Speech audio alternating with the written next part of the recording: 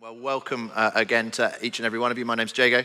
It's really, really lovely to see you all here. Welcome. I think there's a few people who are new here for the first time. Particular welcome to you. We're in the second of a 3-week series in Colossians. Last week I spoke on recalibrate, and today, as you saw just then, reintegrate. Now, Martin Luther, who began the Protestant Reformation in the 16th century, he described the problem of humanity, the human condition of sin, as human nature deeply curved in upon itself.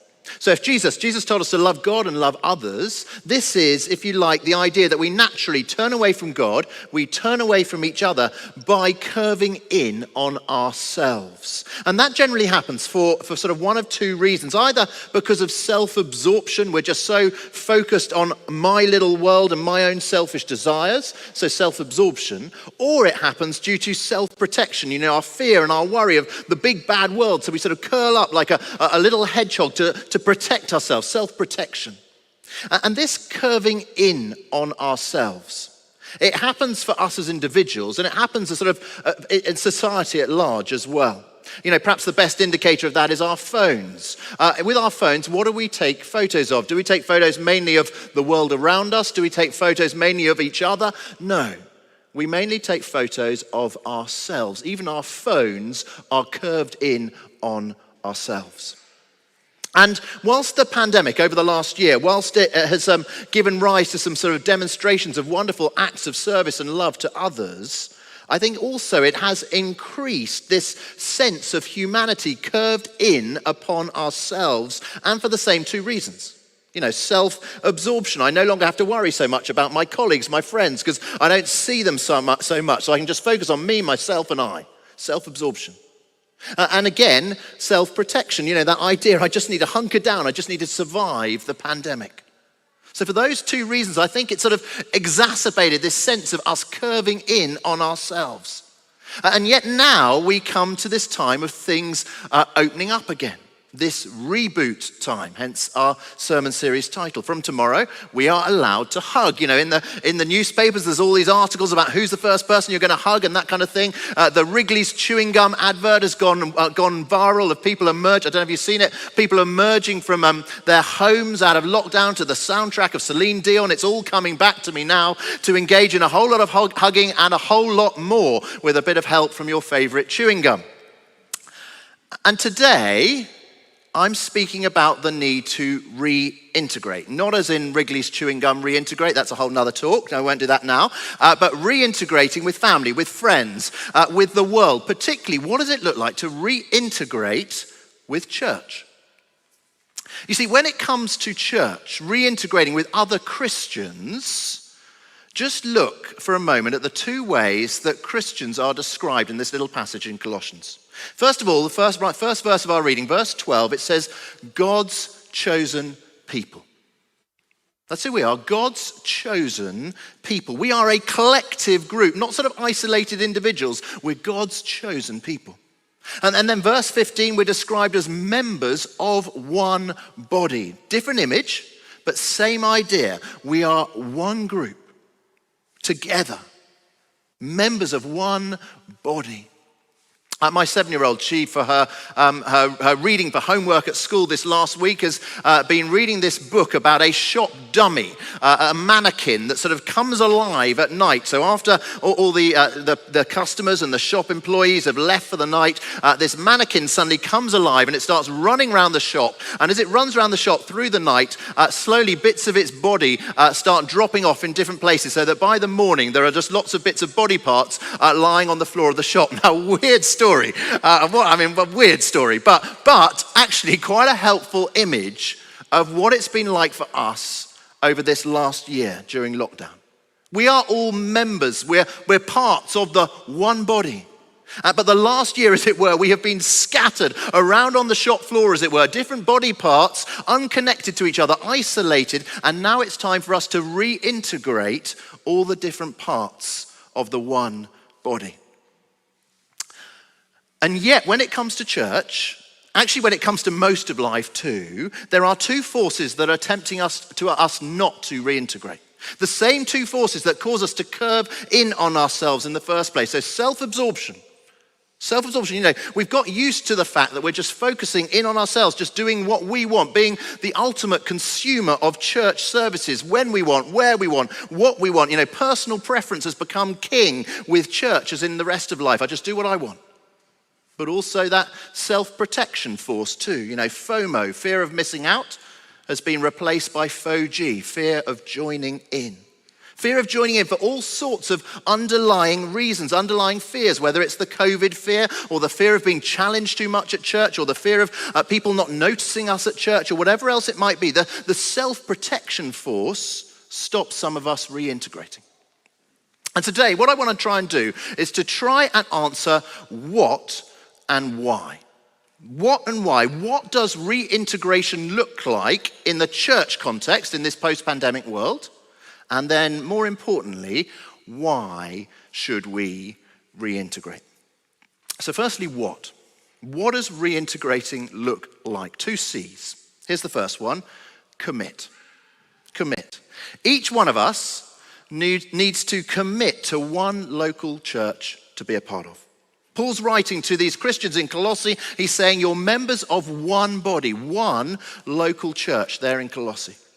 Now, the fact that you are here today in the building means I assume that you are committing to HTC. There will be a few here who are still sort of perhaps weighing up in the sort of post-pandemic era, what church do I go to? And that, in a sense, that's okay, but please would you make the decision quickly? The most important thing to do is to commit to one church, whether it's this one or another one, because flitting between churches just means that you'll fall through the cracks and you won't feel like you belong in either. If you're watching this online from outside of London, fantastic. I really hope this is a real encouragement to you. You are a wonderful partner in the gospel with us here at HDC, but please make sure you primarily are connected to a local group of Christians who you can be physically part of. And committing, I think it means being as regular as possible on Sundays and being a regular member of a Connect group too. Because in a biggish church like HTC, it is vital that we do small church well as doing big church well. You see, a Connect group, it is a place where you can be really cared for, you can be known, you can build friendships, you can receive pastoral support, you can grow and develop as a follower of Jesus. It's where you and I, we can practice loving God and loving others. Susanna and I, we are a part, not a leaders, we're just part of a Connect group. And for those of us here with children, I think what we've learned over lockdown is that there are some parents for whom Connect Group best works online for the majority of time, even after the pandemic, so that there aren't babysitting costs and things like that. And so there are some Connect Groups that are tailored for you if you are in that category. Think of the early church. How did they do it? How did they do life? They did it like us. Not the online bit, okay, they didn't do that bit, but they met together. Acts 2, verse 46, they met in the temple courts, big church, and they met in their homes, small church. And so if you're not yet in a Connect group, can I encourage you, would you commit to joining one? Just email admin@holytrinityclapham.org and Sarah Seabrook, who's in charge of Connect groups, will get back in touch with a suggestion. But what I'd love you to realize, please recognize this, all of us, that undergirding those structures, some people are like, oh, I don't like structures. Undergirding the structure of Sunday services and Connect groups, big church and small church, undergirding it, it is all about committing to each other. It's about committing to other people. The structures are there, just there to help us to commit to each other. I wonder if you noticed that as Danielle read that reading. Again and again in those few verses, just look at it. Bear with each other. Forgive one another. Let the message of Christ dwell among you. Teach and admonish one another. So that's the first thing, commit to each other. And then secondly, contribute. Our encouragement in this church is that everyone grow, everyone pray, everyone give, everyone serve. That's what it looks like to be contributing as part of HTC. Growing chiefly through being in a Connect group, praying through our monthly prayer meeting or HTC daily or using PrayerMate or booking in on the upper Zoom that Ros was talking about, praying for the life of our church, giving chiefly financially, giving to enable all the ministries of the church to take place and grow, and serving, using our gifts and our skills and our time for the vision of the church. That is what contributing looks like. Now, over the pandemic, obviously, things have been sort of shaken up in all sorts of ways. So one of the things that we've done in the last couple of months is to do a bit of analysis. And, I used to be a management consultant, so I like a bit of analysis. And, it's never going to be perfectly accurate. But what we try to do is to analyze everyone who's part of HTC and say, how many of those 4 things are people involved in? And here are the results. I think you might be interested in this. So there are around 730 people that are committed in contributing to the church in some form or other. In other words, 730 people doing at least one of those 4 things: growing, praying, giving, serving. Now, of those 730 people, 321 of them, so 44% of them, are just doing one of those 4. So they're just growing by being in a connect group, or they're just giving financially. They're just doing one of them, whatever it might be, just one, but they're not doing the other 3. Another 22% are doing 2 out of the 4. Another 20% are doing 3 out of the 4, which leaves only 14% of us who are doing all 4. So just 101 people out of the 730 doing all 4. Now, as you look at that little diagram, I wonder where you place yourself. How many out of those 4 do you score? How close to that contribution center are you? And what I'd love to say, I would love it for far more of us to be doing all 4, to be being in that bullseye center, at least 3 out of the 4.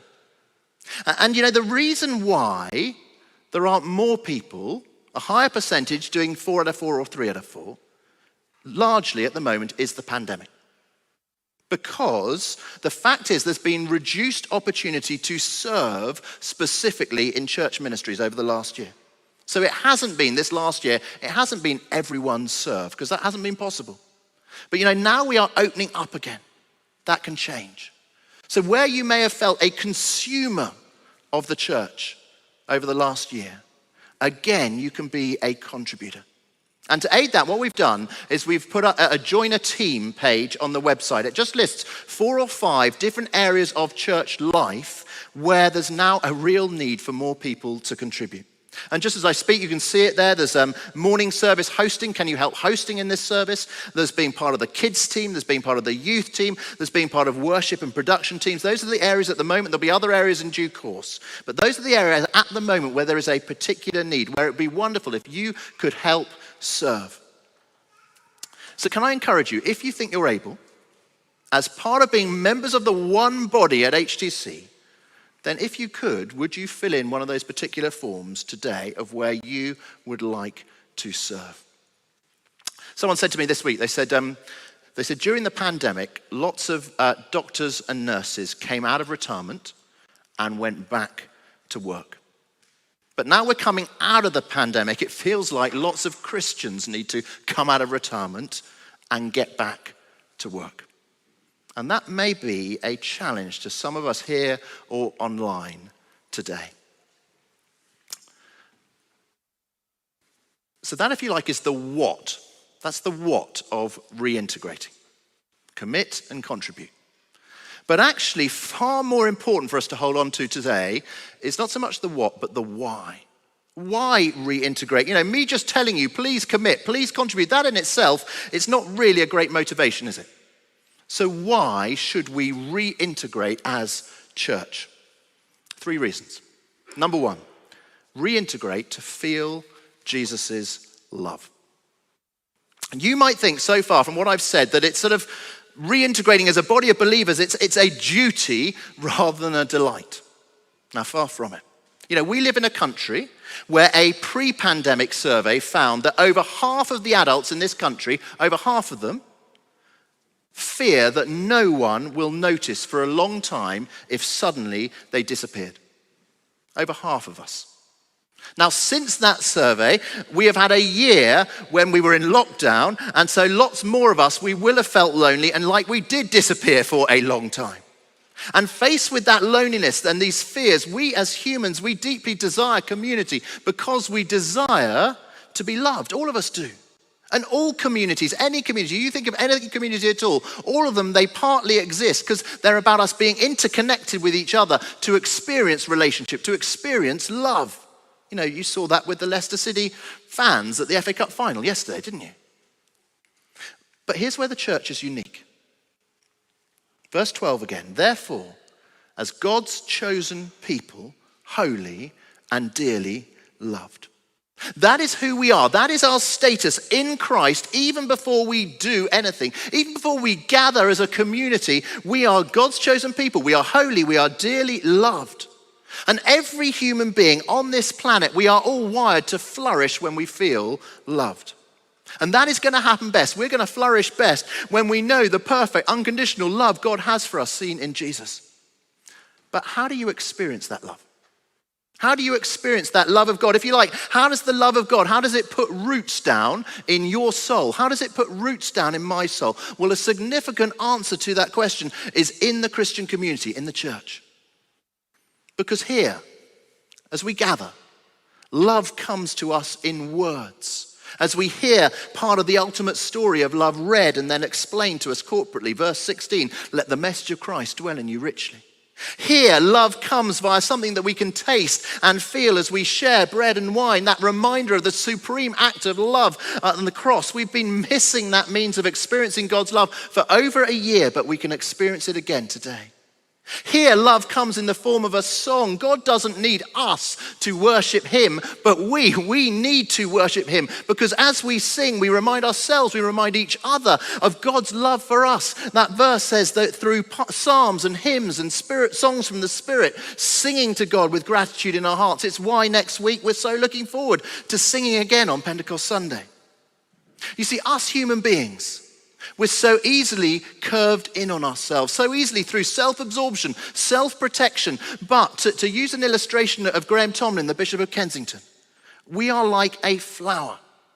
We're like a flower that is opening up to the sun when we feel the warmth of God's love shining on us.